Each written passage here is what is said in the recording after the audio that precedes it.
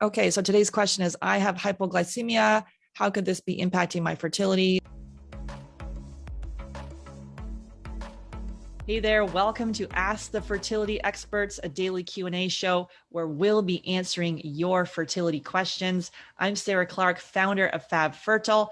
We specialize in low AMH, high FSH, diminished ovarian reserve, and premature ovarian insufficiency or failure. I will be joined by Dr. Tabatha Barber. She is triple board certified in obstetrics, gynecology, menopause, and functional medicine. If you have a question, simply go to Fab Fertile Inc.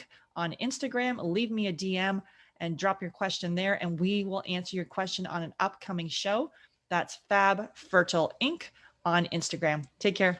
Okay, so today's question is, I have hypoglycemia. How could this be impacting my fertility? This is something I experienced myself, where it's like I'll have a drop, and if I haven't, got my little meat stick with me or have some snacks, if I'm out and about and my blood sugar drops, then I'm ready with the person that's near me, whoever that may be, that unfortunate person maybe like I'm going to get cranky, I'm going to get irritable, and I need to eat. So what's your take on this and fertility? Yeah. So women get fixated on the fact that their blood sugar is low during that crash. And so they think, okay, I just need to eat more often to keep my blood sugar up. That was even a recommendation for a while from the American Diabetes Association. It's complete crap. I'm here to tell you that is the absolute wrong way to look at it, because blood sugar, you want to be able to maintain your blood sugar without intaking food. Our bodies were created to be able to handle periods of fasting. But because we have become a society that is so reliant on snacks and eating every couple hours, all during our waking hours, our body forgets how to tap into fat burning mode to burn ketones for fuel. And so it gets into this dependent mode of relying on what you're intaking for energy and fuel. And so you get on this roller coaster. You eat, it elevates your blood sugar.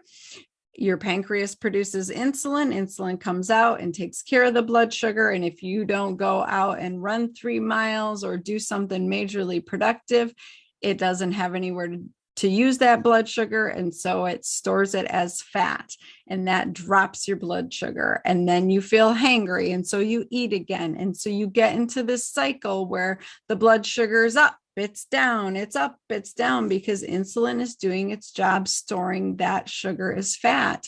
The problem is your pancreas gets really tired of pumping out insulin. Your cells get really tired of hearing insulin knocking on the door saying, take up more sugar, take this out of the bloodstream. And so your cells stop listening and you develop insulin resistance.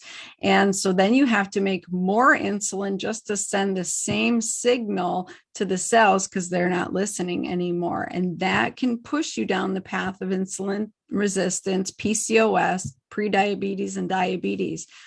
And the way to get rid of this hypoglycemic, these episodes, is to keep your blood sugar balanced by burning fat for fuel, by burning ketones instead of requiring glucose all of the time. Glucose and sugar are interchangeable words when it comes to this. So what we need to do is eat more fat.